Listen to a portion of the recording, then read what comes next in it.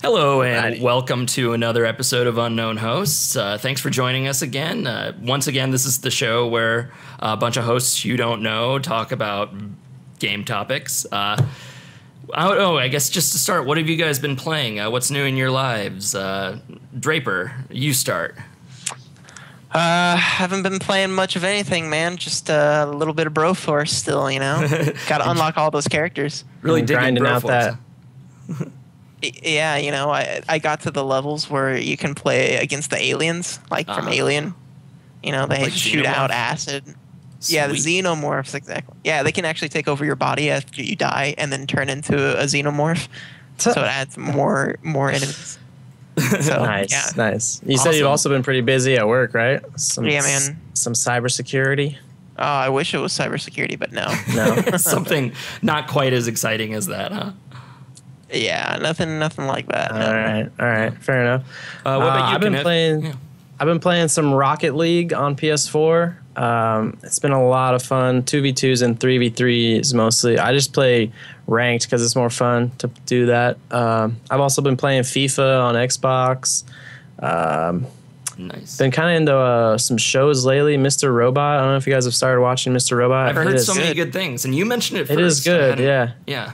It just kind of came on the scene. It was very like discreet, and it still has not shown up on the Hulu app on the Amazon Fire Stick, which is very like intriguing to me that I'm able to access it on my PC. I'm curious to know if it's only available on Hulu on PC because of its genre. It's kind of this computer hacker guy. Like, I don't know. I'd be eager to know if it's on other apps. Yeah, I've never heard of that.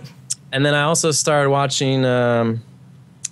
Jerry Seinfeld has this like podcast type deal where it's called comedians getting in cars getting coffee. Yeah, it's good. I just found that a couple days ago, and yeah, it's really good. Like they're so genuine. I think. I mean, some of the content maybe feels like they talked about it before, which I'm sure they did, but I don't know. It's pretty fun little podcast. So yeah, that's what I've been into lately. Hey, how about you, Ross? Nightmare just joined us. Thanks for welcome. What's up, Lucid? Yeah, I've seen a little bit of that comedians in cars getting coffee. I really like there's a Louis C.K. episode that has a really good like anecdote about getting his boat completely stuck like on a shore with his daughters and stuff, and it flies by.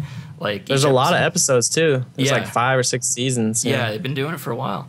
As far as what I've been playing, I've been playing a lot more Witcher 3 this last week. I kind of finally had some free time, so I'm like, I'm just going to dig in and put a bunch of hours into this game. And I've really been enjoying it. It's been pretty awesome from the start. They came out with some free DLC for that, didn't they? Yeah, pretty much every week they're throwing up more DLC. Like most of it's not that consequential. Like, you know, it's alternate costumes or like, but some of it is. They've got new cards for the playing card game. They added some extra missions and stuff that you can find. It's cool that they're supporting it the way they are, and that like the expansions that they are going to ask for money for are actually like significant and worth the money they're asking. Yeah, and that's a game company doing it right. Like I've seen several big YouTubers and Twitch streamers talking about how that company is doing a good job. You know, put out a great game to start with, and then also putting out free content as it goes along. It's pretty solid. Yeah, definitely. Pretty solid deal. So I guess we'll go ahead and move on. We had a couple topics before we wanted to get to Good, Bad Kappa because they didn't really fit into an argumentative format. The first one we had was Twitch is implementing HTML5 right now only into their video player, so like into just their the controls and stuff. the chat. Right, and the chat is also HTML5, yeah. So it's a slow rollout. I mean, they knew. I guess I saw a comment of someone that said that they interviewed and were applying for a job at Twitch like 6 or 7 months ago, and someone at Twitch said to them that they were not interested in transitioning to HTML5 at all, and they were only looking for Flash developers. Yada yada yada. Yeah. I don't know how founded that is, if that's true or not, but it just kind of shows you like how quickly things change and how quickly a company needs to adapt, and like they realize that HTML5 is the only way to go, especially with Flash vulnerabilities and CPU usage and stuff like that. So Flash is dying. And mobile. I mean, it all comes from Apple's decision years ago to not do Flash, so everybody's got to have alternatives for it. And HTML5 has really emerged as the main alternative. And for sure, I think we'll see a lot especially more since it's a standard, you know. Yeah. And they said to look forward to more HTML5 news. So I'm assuming that the video, I mean, it's all going to go HTML5 eventually. They just haven't really said how long it's going to take until the actual video feed is HTML5. But right now, the chat and the controls. Yeah. So good on them. You know, trying to be forward thinking. Maybe it'll be easier to handle some of the load on like the busier, crazier times too. So we'll see. Yeah, and more people will be able to see like a source option that weren't, you know, some people were able to having to tone their settings down on the Flash player because it was taking up too much CPU or whatever. So more people will be able to see better quality streams. Yeah, and their Flash player gets hung up a lot too, or it just seems like it freezes or has to reload. And I don't know how much better it'll be with HTML5 or if there's more back end stuff they really have to adjust to fix those issues. But hey, good on them. Yeah, and Lucid says source. They also mentioned that more people will be getting the encoding options, and it's a lot easier for them now to give someone encoding options on the fly instead of, because all partnered streamers get encoding options, but sometimes now if you're not partnered and you're kind of fluctuating kind of higher on the viewers, maybe 20 plus, then your video player will switch over and you'll get encoding options right off the bat. Oh, cool. Yeah, cool. Well, it's all good news. I don't know if I have much else to say on that aside from, good on them. Bravo. Woohoo. Yeah. So our next topic before we got into Good Bad Kappa was a little bit about EVO, which big fighting game tournament. It's been all over the biggest, Twitch. Right? The biggest tournament of the fighting scene, I would assume. Yeah, and it's kind of like their nationals. And Kniff, you had like a list of like all the different games they were playing. Yeah, right? They had Street Fighter. They had Smash Wii U, Tekken 7, Killer Instinct, Guilty Gear XRD, Mortal Kombat X, Super Smash Bros. Melee, Ultimate Marvel vs. Capcom 3, and Ultra Street Fighter 4. So pretty good lineup of fighting games. Yeah. I have not played any of those. I mean, I played Super Smash Bros, but not in a long time. I think I played on the GameCube, would have been the last one. Yeah, Melee. I've played most of them, or at least in some way. Like I haven't played that much of, or I haven't played any Persona 4 Arena. I'm kind of surprised that that's like been that big. Played a tiny bit of Guilty Gear. Haven't played the new Mortal Kombat, but played the last one. Ultra Street Fighter 4 I own. Same with Smash Brothers Wii U, Killer Instinct, Ultimate. Or I own regular MVC3. You do have the new Killer Instinct? Yeah, it's free. I mean, I don't have. Oh, is it? Yeah, it's one of those where they like give you 1 or 2 players for free, and then they want you to buy everyone else. So I've touched it, but I haven't really messed around that much with it. Okay. You were always a big fighting guy. I remember going to your basement and watching people play Soul Calibur for hours. Yes. Soul Calibur and Virtual Fighter back in the Xbox PS2 and a little bit into the PS3, Xbox 360 era. Those were my games. Really enjoyed those. But like I find the whole facet or the whole fighting game scene and like the professional scene kind of fascinating because they take it super serious. I'll be like, I'm pretty good at Soul Calibur. I can beat people online a lot of the time, but you get people who like frame count animations, so like they know exactly how many frames each moveset or move in their moveset has, and like it's nuts. And you got to be knowledgeable about every other character so you can like play against them when you when you go up against them and know their frame rates or whatever, their frame counts, so that you can counter their moves. And there's like it's the same term. Every genre has its term, meta gaming, and that's what these guys do. You see a lot of the same players the same characters being picked because they know like this character has the reach on this character or whatever. Yeah, it's pretty epic. Absolutely, pretty epic. Metagaming is the word for all that because like it really does require a different type of skill set and a different knowledge base than like your average fighting game or like competition. Oh, absolutely. Absolutely, yeah. You can anybody can play these fighting games in button mash and like get a couple punches in and maybe win a few rounds.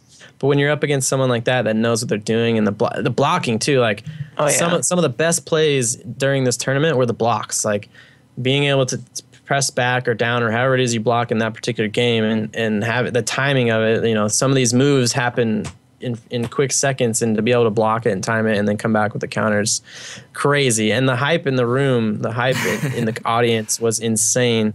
Yeah. And the chat. It says Ultra Street Fighter peaked at 228,000 viewers, with Super Smash Bros. Melee peaking at 207. Those were the two highest.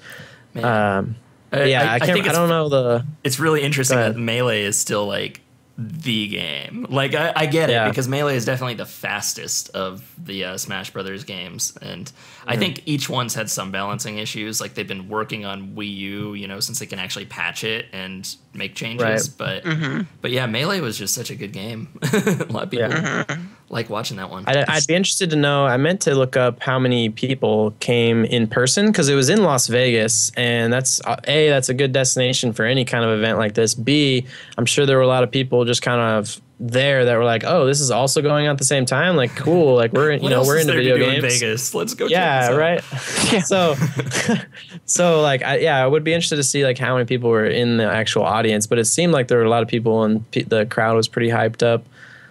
Yeah, it sounds like it was a lot of fun. So, Kniff, you sent me a link to kind of a funny blooper on this. So I'll go ahead and play that real quick. This is as reported on ESPN, but regarding something that happened at EVO. Yeah. Jay, I've said it before. Premature celebrations aren't your fault, but they are your problem. It was a big problem for professional gamer Wosiji, who celebrated Vegas, baby. a bit too early at EVO 2015. What is that, Jay? Well, EVO 2015 is the world's biggest fighting game tournament. The guy who celebrates too early is the guy in red. Now listen to the dudes doing play-by-play. Check this out. You're going to face Little Eddie. You're always going to face what Ogawa is, so it's... Wait, gets caught low again, has to burst immediately. Full meter, though! Full meter! He's going to have to do... Oh, he can't! No burst! So smart! Oh, my God! Genius! So smart, he couldn't burst because of the super. But Washiga thinks it's over! Lock down! The last round! And Ogawa doesn't care! He still got 65%! Oh my God! Washiga, no! Washiga, not like this! What are you standing up for? Standing up for? Why? Oh my God! Washiga thought it was over and stood up, and Ogawa gave him no remorse! That is exactly what happened. First of all, I love the announcers with the RKO out of nowhere. And then this guy who wins it, Ogawa. You know how when you clench your fist, you normally have this. He's got his thumbs up like this. Because he's been doing this all day and he's hurt. And that is... So yeah, pretty fatal mistake on that one. Yeah, never celebrate too early. Never celebrate too early. I think he's being a good sport about it, though. Yeah, he knew his mistake. Like, he knew it was his fault. Yeah. So there may be some people out there who, if they were in the other guy's spot, may have paused it, may have waited for him. But in that setting, that competition, right? In that kind of a competition at that level, you don't. No mercy. Yeah. No mercy. You take him out. I think the ESPN people were actually like more impressed with the the video game announcers, than they were the blooper itself. Yeah. Like those guys were going crazy. Yeah, they don't. And see that's a just lot like of that, the level of hype. Yeah. Well, because a lot. I mean, and it's so new, the industry. So I feel like people are still just very passionate and into it. Like, like a lot of let's say football or basketball announcers, like, yeah, they're pretty passionate about the sport, but they've been doing it for so many years that a lot of them sound like kind of bored up there when they're like their casting. Enthusiasm is weathered, or like they'll get really into it for a while, but most of it is keeping it down. This is what this just kind of talking about it, right? And so in this setting, in this new kind of emerging industry, like people are just very amped up about it. And I wonder how much of that comes from like Japan and Korea and places where they do this, you know, they've been doing this longer, and they've been doing it for their announcement style is also just nuts. Like people just going crazy over things. Oh yeah, so, I've watched some Korean like League of Legends stuff where they've casting and it's just going. Yeah. There you go, shoutcasters for NFL. Yep. Yeah, there you go. That's a good way to call them, shoutcasters versus just normal casters. They definitely bring a whole nother level of energy to the scene. No call to any of that. But this is just one facet, one example of how esports and e-competitions are really kind of growing, and the fact that they're becoming more and more prevalent on. All right. Hey, it's Patrick. Sweet. How the esports scene is becoming like more visual and more in the mainstream, I guess. Yeah, definitely. So with that, I think we're gonna move into our next segment, Good Bad Kappa. Sweet. There we go. All right, and we're back. And our first topic for Good Bad Kappa has to do with the new Metal Gear Solid game, Metal Gear Solid 5 Peace Walker. And among many things that Konami has done that people have found to be kind of shitty, they have now removed Hideo Kojima's name altogether from the cover of Metal Gear Solid 5 Phantom Pain. Both Kojima and Kojima Productions, which Draper's shaking his head right now. So what do you have to say on this? You literally take the name off the creator of this game. What? Yeah. That does not make any sense. No, it's BS. Yeah. It's a slap in the face. It's unprofessional. It's not nice. Yeah. I mean, Konami at this point just wants to lose money, I think. I keep like going back and forth on what they must be thinking with all this, right? Because like part of me is like, okay, what is their goal? Yeah, maybe this is just because their whole goal has been to rebrand their games so that they're not by different development studios or by Konami. Like, I think that was a big part of it, and why Kojima's probably leaving is because they want to develop Metal Gear games internally without like waiting several years between installments, since it's one of the only things they have left. But like, if doing so pissed off their main guy so much that he's gonna leave altogether, then was it worth it? Like, just because they can release more Metal Gear games without his involvement, like now they're losing Silent Hills too, they're losing Kojima altogether. He'll get work somewhere else. But I think people are way more interested in what he does next than Konami copying what he's doing. So, but yeah, like at this point, you'd think they would have learned, like, just stop pissing off the fan base. Their reputation is in the toilet. Like, it's at this point below, I think more people would like put them below EA in a lot of polls because of just how badly they've handled things in the recent past. Yeah, it's something like this that's what makes you wonder, is this like more of a was there more of a personal level of this? Like somebody higher at Konami like got pissed and it was just like, you know, because this is like a blatant disrespectful thing. Like, you know, he's a prominent name on this game. Oh, nope, we're taking it off. We're not giving you any credit on the cover. Like it's something it's been going on for a while. And it feels like somebody just got upset and was kind of just like a kid and just kind of made a childish decision or something. I don't know. It's just very weird. Yeah, I still can't figure out whether it's personal or something else. Because even right as this was like the news was leaking, or when it was still a rumor whether he'd leave or not, that same day they took his name and Kojima Productions off of like all those, and their reasoning is like, oh, Kojima Productions isn't the company anymore. That company doesn't exist. We dissolved it. That the game was basically complete, and then they just got rid of the studio and insisted that, well, Kojima will still stay on to finish this game. And this is consistent in what they've been doing. It's just really shitty. Yeah, it is. But yeah, it makes you wonder. It's like, did he sleep with someone's wife or something? Like, what happened? I have no idea. I'll stay out of it.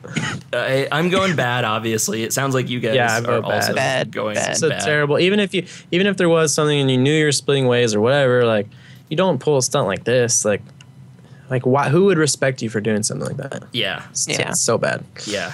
It's really crazy.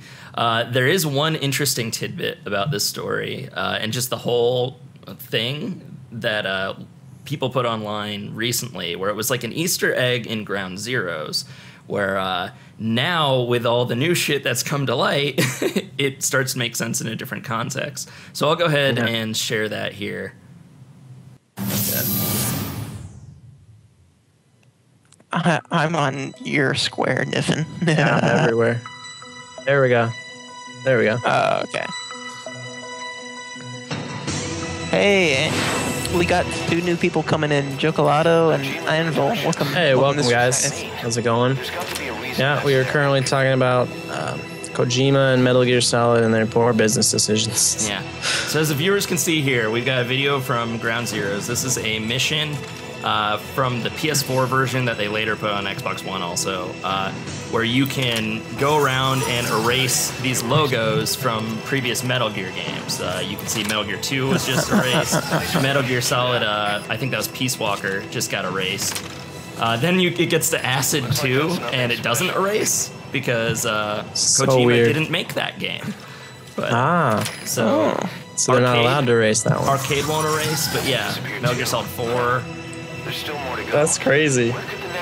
It's so funny the things that people put in, and it makes you seem like there's this personal level behind gaming development and gaming companies that we just don't hear about. You know, like I'm sure every business has its relationships, and it's some people get along and some people don't. Yeah, and you never hear those stories as a part of the public. You only hear like the business decisions and what's happening with the game, and it's interesting. It's interesting to see these kind of slaps in the face. This is just interesting because this game's over a year old. Like, so to go back and add that, no, this was already in the game. Oh, it was already in it. So he had to have known over a year ago that this was going to happen.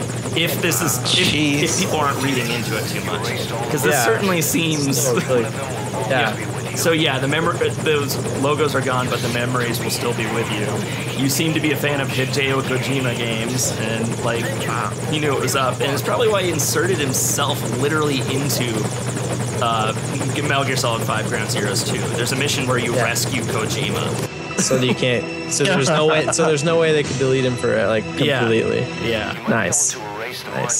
That's crazy. It's interesting stuff. That's insane. Yeah, I've never heard anything like it either. Like this kind of scenario, or something maybe has happened like this, but they've kept it under wraps better. Like this is just so out there, Yeah. Well, and again, it'd be one thing if they just were all right, well, we're splitting ways with him after this game, but to try to remove him from the whole thing or pretend like he didn't make it when he's he doesn't exist. When he's one of the selling points, he's one of the most well-known video game developers and directors in existence.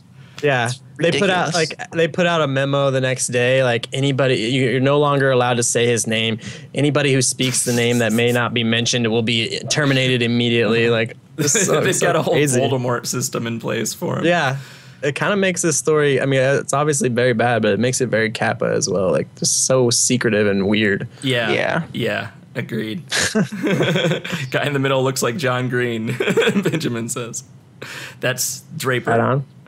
John Green. How's it going? Yeah. So moving on to our next topic, we have the Minecraft movie getting a director in Rob McElhenney, who is the creator, head writer and occasional director and star of It's Always Sunny in Philadelphia, which is very interesting, I think. It is interesting. I mean, I like Always Sunny. I like what he's done for it. So I don't always like his acting, which is that's good. He's not going to be acting in this movie, so Lucius would love that show. It's one of my favorites. It's one of the best comedies. Yeah, the show is great, and he's very headstrong, and if something he wants to do, and he'll make it good. I think. Yeah, I don't know. It'd be interesting to know his knowledge on the Minecraft scene, if at any. I don't know. He might play. He might have nephews, nieces that play. I don't know. But I think that would be a crucial thing. If someone doesn't know the Minecraft universe and they were just hired because of their name, then that's one thing. But I feel like he's got to have something else because he's not necessarily known as a big time director or anything. So yeah. I don't know. So, what do you guys think? Yeah, Draper, you have thoughts first, or? I think it's going to be a good thing. I like him. Niffen, it's funny that you point out that his acting is not the best because he's actually not in the show. He's one of the few people that has not been formally trained as an actor. Mm-hmm. But go ahead. Yeah. I think he's a funny dude. So yeah I think he can make. He is funny, and I think he has good ideas. I read something where it said he was tired. Maybe it was on that article that you linked. Said he was tired of going to auditions. So basically, he just got some friends together and did the Always Sunny and kind of pitched it to like 12 networks and finally sold it. So it's just like, it's like when you have that kind of like ambition and passion, it's somebody like that can make anything and turn it into good work. Like he's not gonna like slack off or anything. Like he's gonna direct the hell out of it. He's gonna try his best. So I think it's good. Yeah. I don't know enough about his knowledge of Minecraft.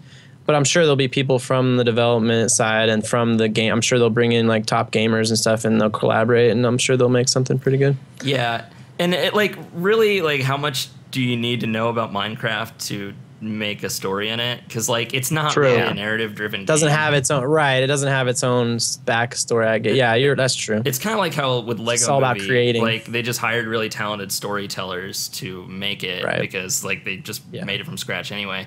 I think Warner Brothers wants a similar success with Minecraft, and I think he's a really interesting choice. I guess he's been trying to get a different family movie off the ground for a little while now. Like he has 2 kids. He and Caitlin Olsen, who plays Dee on the show, are married and they're family. So I can see where they're going to be doing Always Sunny for at least a few more years. They love doing it, and they haven't run out of steam yet, which is amazing given how many seasons it's been on the air. So I think it's cool that he's doing something else. He's doing something that his kids can watch, and I think that as crude as Always Sunny can be, it's funny for reasons just beyond that too. It's a really well written, clever show. So I'm going really good. I didn't care about a Minecraft movie until I heard that Rob McElhenney was interested. So and good. I'll probably catch it if it comes out on Netflix. I won't go to the theaters to probably see it, but it's just like what? Yeah, you're right. What can happen in a Minecraft movie? What is the story going to be? Is it just going to be about one avatar that's setting out to discover and build, or is it going to be more of a group story? I don't know. Yeah, but it'll be interesting to see. I think it's good. I think he's a good hire. Totally. Yeah. So totally. Moving on to the next one, we have. Before that, you said something about a family. If you said he had another family movie, he got something picked up last year, right? I think so. I need to look up what it was called again. It had to do with families facing their fears or something. But yeah, it was another family movie that they wanted to. They wanted to do. But it hasn't been made. But it hasn't come out yet. No, it hasn't come out. I don't think they've shot it. But yeah, it's at least in the works, and that's a direction he's wanted to move with his career, which makes sense now he has kids. But, yeah, for sure. So, all right, cool. Yeah, moving on. Next one is Street Fighter V DLC plans. So Street Fighter and most Capcom games have a certain business model that I've never been a particular fan of, which is that they release a game and then less than a year later they'll release the same game but with a bunch of new stuff and expect everybody to buy the game again for all the new things. Weak. So this time Street Fighter, they've said they're doing away with that model, that if you buy Street Fighter V, that's the only disc you'll ever need for Street Fighter V. All DLC will be available as it comes out, so you'll be able to buy characters individually or presumably within packs too. And also, they're making the characters unlockable on DLC. So if you put in enough time and earn enough in-game currency, you can unlock them rather than paying for them.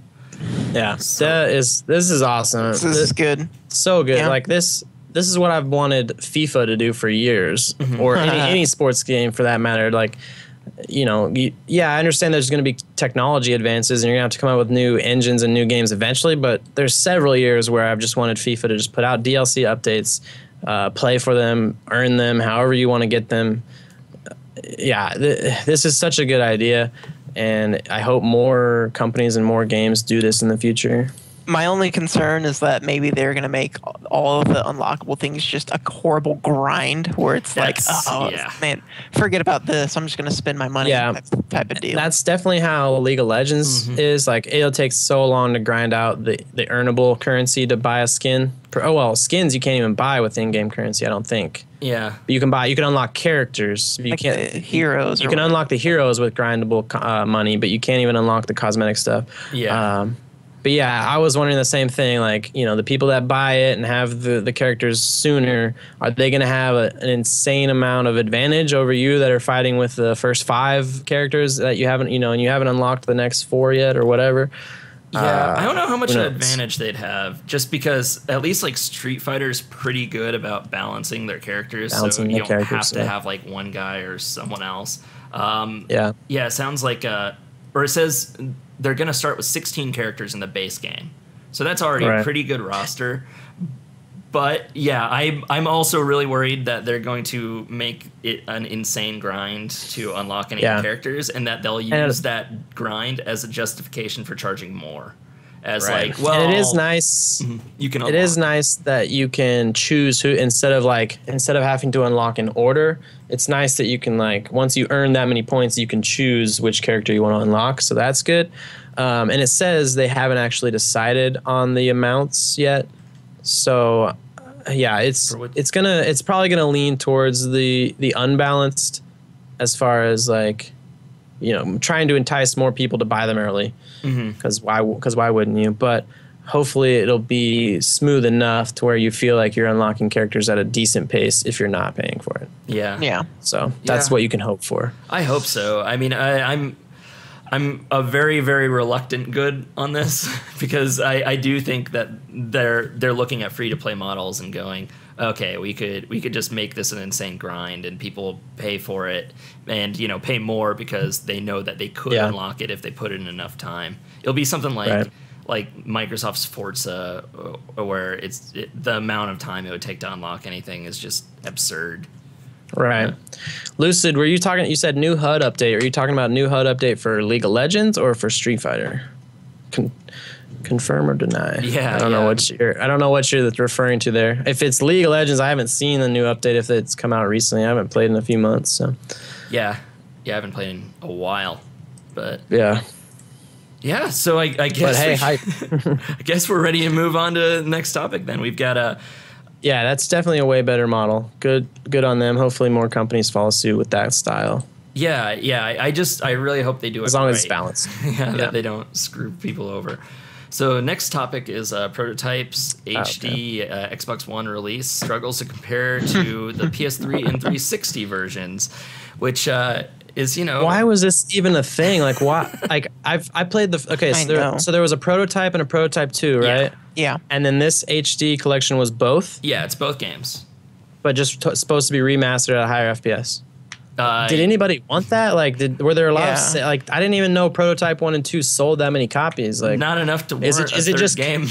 Right? I was gonna say, is it just commonplace now to just be like, hey, we don't have a game out right now. Let's remaster 2 old games and try to sell them as HD. Like, what is the deal with that? Yeah, I don't know. It's very, very strange because it's so weird. It's not just weird like cash grab. Yeah, it's not just like, well, who would want to play Prototype again? Because maybe we'll cut them some slack and say it's a fun game. They thought it's maybe fun not for enough, like 20 minutes. Yeah, they're like, maybe not enough people played it. Maybe the next generation can get in on Prototype and we can relaunch the franchise if there's not enough interest. They didn't, like, most of these, they at least like up-res the textures, right? They up-res the game, but not the textures. So the textures are still 720p. And they said they were struggling to get the FPS that they promised anyways. It's so weird. It's 1080p. All the actual like in-game assets are the same. And they say, worse. It's on watching the comparison video, it's the same frame rate, really. Yeah. Which kind of surprised me because I played Prototype 1 on PC, so I had no idea what the frame rate was like on consoles. And even on 360 and PS3, it's struggling to it can't even really reach 30 on that. So I don't know. There's some poor optimization going on here, but it's just poor optimization and poor choice. Like what a waste of. I mean, like I said, maybe this is the trend because maybe it doesn't take that much time and that much resources to do this and put it out and be like, hey, let's just try this. We might make some money off it. If not, we didn't waste that much time.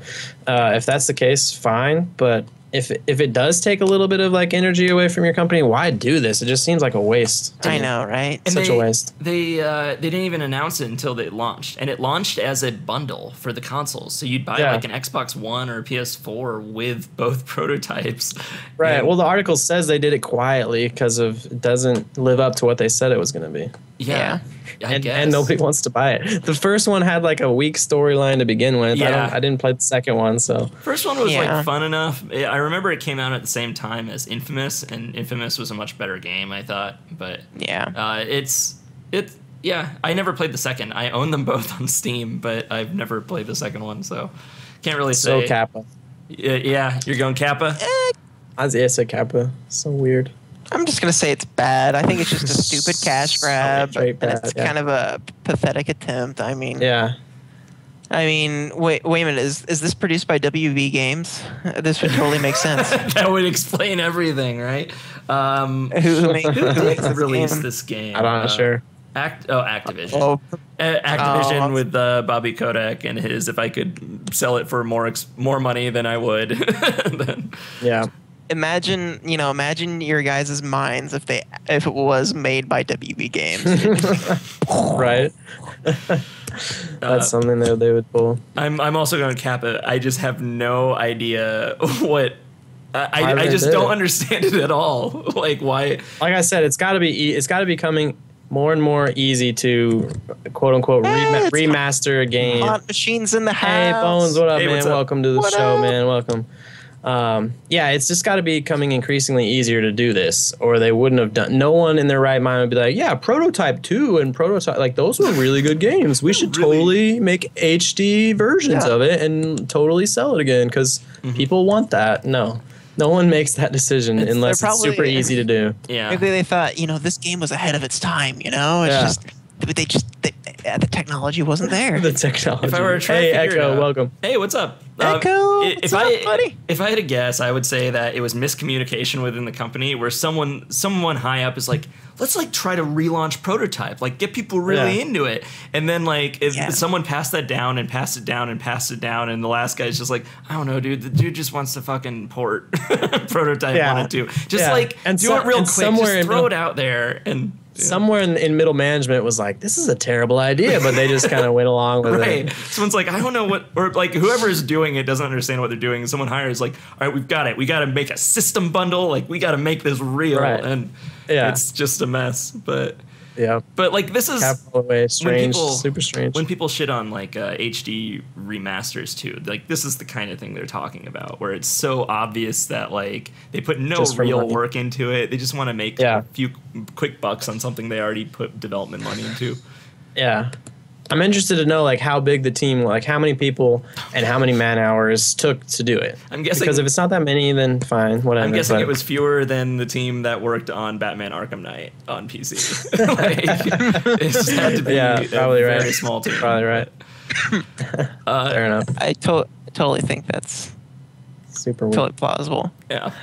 So our last topic is bit off of, or it's not really like a timely new thing, but something that we hadn't talked about, or Kniff and I were just having a conversation about it the other day, and like I don't think a lot of people are really even aware it's a thing, which is the Steam family sharing system, which is kind of cool idea where if you own a game or like have a library of games, and there's like, say you have family members or just like close friends that you want to designate as your people, you can share your whole library with them so that like they can access and install and have their own save files and everything for any games you own.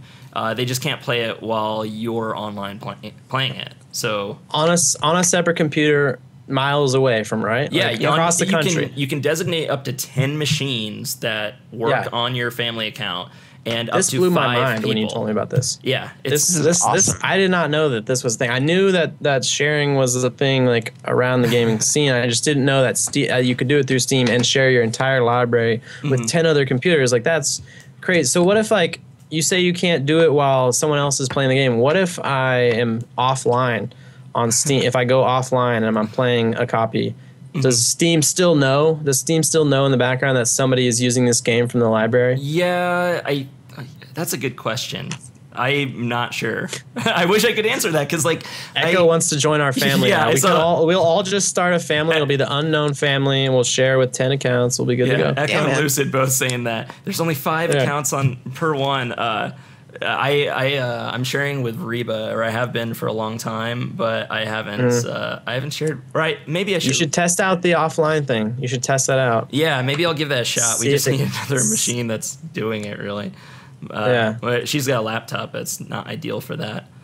But it's kind of a cool system, really. Right. Like, it's hidden away. Like you just go to settings and there's a thing called family, and then family library share. Well, I imagine they would. I imagine like I'm not sure why they would do this because they don't stand to gain anything from it other than good customer service and like making your customers happy because of it. Like let's say you have it gears toward family. You know, in this ideal scenario, you have let's say you have 3 kids and they each want to play Minecraft or 2 other some other game. And they have multiple machines, and you can just share a library, and they can all play the games. Yeah. So to answer again, Lucid, you can't play together, but go ahead. Yeah, to answer Lucid's question on how many families you can join, it's not so much being parts of families as it is each account can designate up to, I think, 5 other people to be family members. So each account has to be done that way. So like we couldn't just pull together as 5 and share all our games.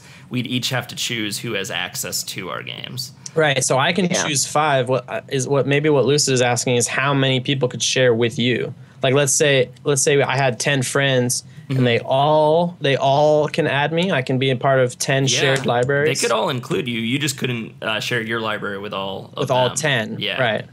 Yeah. Okay. So it's interesting. You can do a lot of stuff with that. Like I don't know, maybe one of you guys I'll throw on here. I want my brother on there too, and I don't know, maybe even you guys, but I don't know. To go back, what you meant, Kenneth, you mentioned, like why would they do this, right? Like, what's the point? I think they're not gaining any money. I think it's kind of a good marketing thing because I mean, it's good marketing for sure. For one, you can't play any games while that person's online playing that game, or you can't play that game while that person's playing it. And for another, you can't play games with people because of that. So like, if there's a multiplayer game or they want to play with that, then it's an incentive to buy it. And even if not, like. People know how pirate games, yet they still buy them. So like in a system like that's this, true. Where you can easily like go on and try it, and then be like, hey, this is really cool. I want to actually own this and throw my money at it. Like Steam that's true. Like like Evan hit me up a little. My friend Evan hit me up a little bit ago. And was like, hey, do you have Civ 5? And I was like, no, I don't.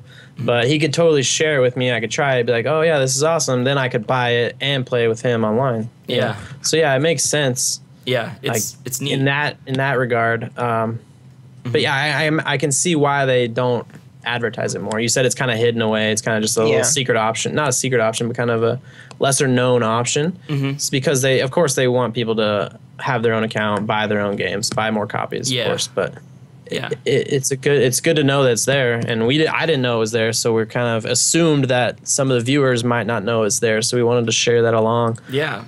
Probably. Yeah, I can't see why it would be anything but good. Come join the fun. Yeah, man, this is awesome. Yeah. So Draper, did you know about this or not? No, man, I had no idea.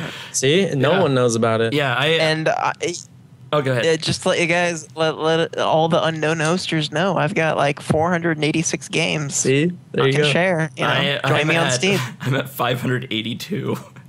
It's too many. Wow. Man. Yeah. Ross, I was so close to narrowing that gap. I feel like I'm competing with you.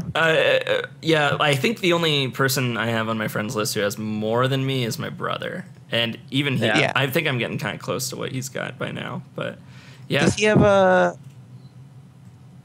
he has like 600, doesn't he? Oh, something like that. Lucid says I have like 23. What percentage? What percentage have you played? What percentage of that library have you played, Ross? Not.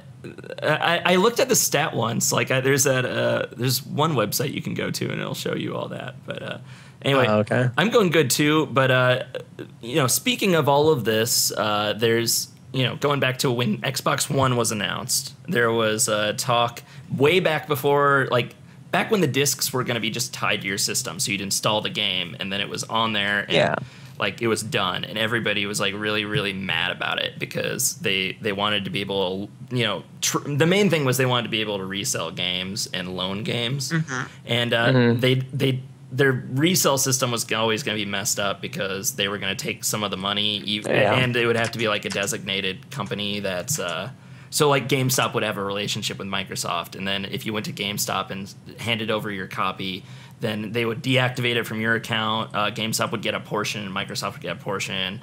But they did have a system in place for sort of loaning games, which was a similar thing, the family sharing. Where it was a little bit different though, wasn't it? So there was one where you had to be on the same console. I could unlock my account so that if someone, but in my opinion, when my friends or my family come over and they get on my Xbox, I just have them sign into my Knif, my Xbox Live account. So that was kind of pointless. But if there was somebody that's a hardcore Xbox gamer and they wanted to log into their Xbox Live account on your console, you could unlock it so that they could play your games. But they had to be on your console anyway, so it's not really sharing. They did have a system where, or at least they had a plan for a system where you would be able to go to your friend's house, log in your name, and all your games would be there. You could download it, play it on there, no problem. They also had a system. And they also had a system where you would be able to just completely share your library with up to 3 other people. Or something. I don't remember the exact number. I've been trying to find details, but the internet's been practically wiped clean of info on that family sharing plan, it seems. Microsoft doesn't want anything about it. Pulling their Jedi mind tricks. There was no launch. This is not the sharing you were looking for. Right. Microsoft doesn't want any of this out because that was so unpopular. Or the idea of just an all digital platform. That's really what it was. They wanted to do what Steam is doing, where you buy a game and it's on your library, but that's it. You own it digitally. You can't resell it, but it's convenient. And people didn't like that. And now people hear about this, they're like, oh, that would have been cool if I could have shared my games on it. But it's a give and take. There are pros and cons to both systems.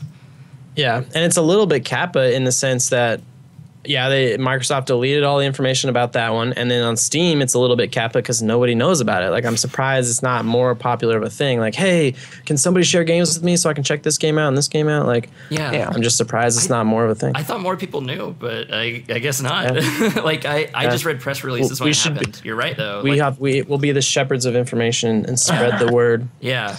Well, maybe we'll hook people up too, but we'll see. There you go. I don't know. I thought that was really interesting. And I wonder if, because part of this was that people were like, what, I buy a disc and I can't do anything with that disc? I wonder if Microsoft would have been more successful if they had introduced the whole idea as instead of buying discs, you just buy download codes or you download everything from the store. If they had just said we're going away from physical media altogether, if people would have looked at it through a different lens. Right. It wouldn't have been as good because you would have had to download the full game as opposed to just installing it from an optical disc. But I don't know. I think more hard drive space, but possibly the ability to share. Yeah, I think the preconceived notion. Well, I mean, either way, even if it was optical discs, they were forcing you to install the whole game. They still do. Right. They were going to then. That was part of the idea. Was the game was really just a method of getting the game out so you could actually, or the disc was a way of letting you install the game. That was really all it was. But that's what download code does, and people just don't have the same connotations with that. But, right. Yeah. Yeah. So in the end, sharing is good. Sharing is love. Sharing is life. Sharing is caring. Sharing is caring. That's what I've heard. That's why Napster is still around and everybody loves it. But yeah, I think that's it for Good Bad Kappa. Yeah. Yeah, that's. Hey, that's just really. Oh, go ahead.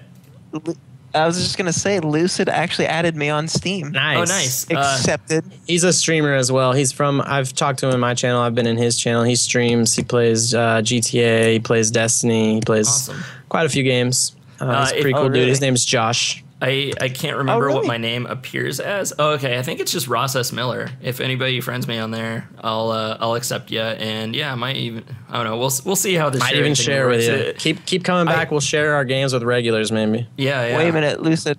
Mex gonna be like, damn it, I missed this one. Yep. Yeah, I was gonna say, Lucid, do you have the Stanley Parable? Because if you want, I got an extra. Oh, you got an extra code? Yeah, I've got like so many extra codes.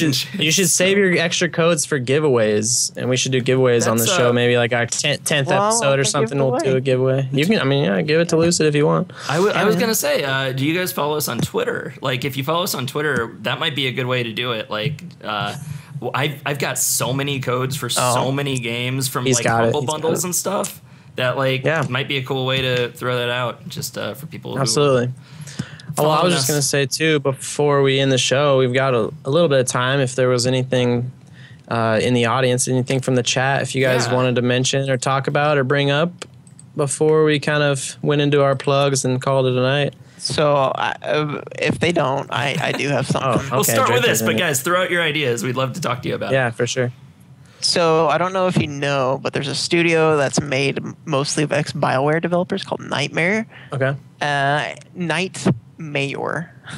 And they're actually creating a game called Mooncrest, which is a single-player RPG, which is kind of like what Knights of the Old Republic and Jade Empire, and kind of like what Neverwinter Nights. Have you guys heard of that? No. I'm kind of excited for that. No, not. Cool. What's it called? The Nightmare. Nightmare. Mayor, right? Mayor is a funny word when you try to. Homicide says, "I like turtles." I like turtles. Draft. So yeah, like if you it's coming up as several different things on this search. I know. What am I looking for? I've got a 2009 short film by Guy Madden and a 1932 film and a book. Yeah. So they're making a game out of it, but it might not be related to any of this. It's probably not related to any of that. I don't know the game though. I was gonna. Oh, he posted a link. Sweet. Yeah. Oh, Nightmare with a K. Yeah. So Gotcha. BioWare, they were a pretty solid company. And they're creating this new game. I think it's kind of like pretty cool because people said that once EA bought them, things went downhill, which I don't know if that's true or not. But I feel like since they have more, I think they'll have more creative freedom once they go. Now that they're not under the pressure of a bigger company or whatever. I think that they're going to be able to create something pretty unique.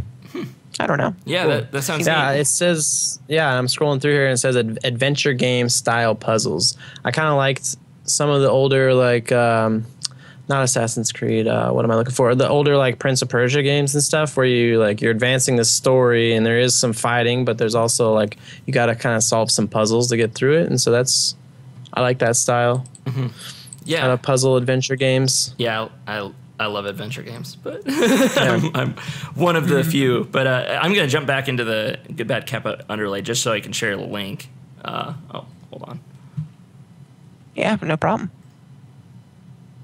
And then Lucid said that he had seen a Kickstarter, for a game like Minecraft. Forget the name. It was a huge MMO. Wow, that's cool. It is, as in you could kind of shift the world around you or play actually play with the environment, but in a big in the pixel block format, in the same art style as Minecraft or something. Interesting. Yeah, there's all sorts of cool stuff going on with smaller developers. There are a lot of people who work on these big games and splinter off because they have more freedom in smaller studios. Yeah. Did you ever play any MMOs, Ross? I'm not a big MMO guy. I haven't played that. Yeah. I'm trying to think if there's really anything that would relate to any of that. Not really. I've never played WoW. I've never I'm just not into subscriptions. I've considered doing Guild Wars and stuff, but yeah. I also just played WoW for a little while. Evan and Tim played a free MMO called Ragnarok Online. I don't know if you remember that. Totally played that too. Yeah, dude. Me and Alex Jones and Evan and Tim, we played the hell out of that game. Yeah, I never got into that. Private servers with higher ratios, so you could level faster and get loot quicker and all that good stuff. I remember when they were going to restart the server, so they made the drops super crazy, and you could just like max out with killing one enemy. That's so much fun. Okay, there you go. Lucid has a link to that. I'm pulling it up right now. So sandbox survival MMO sounds like Minecraft meets Rust with EVE Online. Wow, that's a lot of mixing. Yeah. Minecraft with Rust with EVE. Minecraft is a very, I don't know. I think like, building, crafting, creating. Rust is base building, very survival-esque, very don't die. And then EVE is so expansive, so crazy. Yeah. So it's an open world MMO with a 3D pixel art style. Players are tasked with discovering resources, exploring, and fighting with the Protectors, a mysterious race of creatures who inhabit Ort's worlds. If you gather enough resources, you can build portals, which take you to different, potentially rewarding places. Really does sound a lot like Minecraft, where all that resources and stuff. Yeah. That's really cool. That's cool. So, do you know when the alpha is coming? If you pay $95, you can get access to the game's prototype build right now. Yikes! Whoa! Oh, that's Kickstarter. Is it Kickstarter? Yeah. Okay. Yeah. Let's see website. Let's just go right there. Running the game over the course of its life cycle. Okay. So they have their own page for kickstarting. Their total funding $340,000. They making a lot of money on that. Yeah. Right now you can reserve a launch copy for 15, beta access for 25, alpha access for 50. The alpha is tentatively scheduled for early 2015. I wonder when it hasn't come out yet. Yeah. I wonder if there's an updated release date for that. Yeah. I don't know. Let's see. FAQ. Where is a win? Copper Wire. What's up, man? I was gonna say you're trying to give away that game. I don't think Echo has a PC at the moment. Lucid said he already has it. Copper Wire. Would you like a copy of Stanley Parable? How do you say that name? Parable. That's hilarious. So Copper Wire, thanks for joining us. We really appreciate you coming to the show. Here's a free game. Would you like a free game? We have a copy. For Stanley Parable. I can't say that word for some reason. Parable. There you go. Yeah. If you would like it, let us know. Yeah, it's a really cool game. It's especially if you I'm kind of a nerd. Like I'm interested in kind of storytelling, like the way that happens, and it's all about like interactive storytelling and the constraints and how choices aren't really choices or it's always limited and there's a lot He's already got it too. Oh, he's already got it. Well, it's been on sale a lot because it's a good game. It is a very good game. I don't have it. Maybe you should just give the code to me. No, yeah, dude. I want to use it as a giveaway here. Maybe we can just advertise over the next week that we have a copy of it to give away, and some people can come and check us out. Yeah. I don't know. There's a lot of. We tried so hard to give it away tonight. No, we couldn't give away a Stanley Parable. I've been pplaying that Portal mod, which is another one where I'm like, this is an incredibly small team, and it's really impressive, what they're doing. And I want to play Her Story. Have you heard anything about that yet? It's like Her Story. Yeah, it's kind of like you're a detective, I guess, trying to solve a case, and you have all these different video clips. So they're actual. It is like a FMV game where you have actual people acting real time. But but it's you're going through these clips and digging through and trying to get clues, and then there's a really interesting story that comes out of it, I guess. So I'm curious to try that out. And I like unique styles like that too. Yeah. Oh yeah. Not very often you see that kind of stuff. Yeah, definitely. Cool. So anything else anybody had to talk about for now, or are we done for this week? Yeah, that's all I got for now. If anybody else. Yeah. I think I'm good. All right. Well, thanks again, guys, for joining us. We'll go ahead and run through our plugs real quick. So go ahead, Kniff. Oh, well, hello. My name is Kniff. I stream on Twitch solo as well, twitch.tv/Kniff. I play a lot of games. I play DayZ, I play Rust, I play Ark, I play FIFA, I play Rocket League, a lot of stuff. So check me out. Also follow me at Twitter at Kniff. I was not here the last 2 weeks, and Haunt Machine filled in for me. I want to say thanks again to Haunt Machine. He's probably still in here, also known as Bones. Type in his link here in chat too. If you don't follow him, go ahead and give him a follow as well. So yeah, I just want to say thanks to him. And yeah, that's it for me. Thanks a lot, Bones. Follow. And Lucid for the kind words. And Draper, to you. See, you can probably just follow me at Draper Mache on Twitter. Don't use it too much, or you can join me and we can play games on Steam. I'm a PC gamer. We already got Lucid on here, but feel free to join me. I'd love to play games with you. And I was actually looking, and I've got 3 games that I could give away. Ooh. So if anyone, for my humble bundle day, so if anyone wants Arkham, I think it's Arkham City. Oh, nice. Or no, Arkham City, Arkham Asylum Game of the Year edition. Still, that's a really good giveaway. Frozen Synapse or Risk of Rain. Cool. All pretty solid games if anybody wants them. Huh? That's a very open invitation. Like, hey, you guys want a game? yeah. We should figure out a time to do giveaways and stuff, because I've got so much stuff I can offload, just duplicates of games I already own. So right, okay, good to know. So for my own page, I've got my Twitch, Ross S. Miller. I haven't streamed in a while. I've been kind of busy with my website stuff, which again is on screen. It's mediummashup.com. I write a lot of reviews. I do a couple weekly podcasts, and also, I talk games, movies, TV, all sorts of stuff. So you can find me at that website. You can also follow it on Twitter. There's a Facebook page if you go to facebook.com/mediummashup. And you can also follow me on Twitter personally at Ross S. Miller, where I, just spout out about whatever I'm thinking at the moment. And it's a little less filtered than our own things. So, I think that's it for this week. Thanks again so much. And then I'm also putting in the chat our Twitter for the Unknown Hosts. Yes. You guys could follow us on Twitter at Unknown Hosts. And if you guys have any ideas for the show, or maybe things you'd like to see on the show, topics, segments, discussions, anything, go ahead and tweet at us. Yeah. We'll try to reply. Yeah, we'd love to see tweets.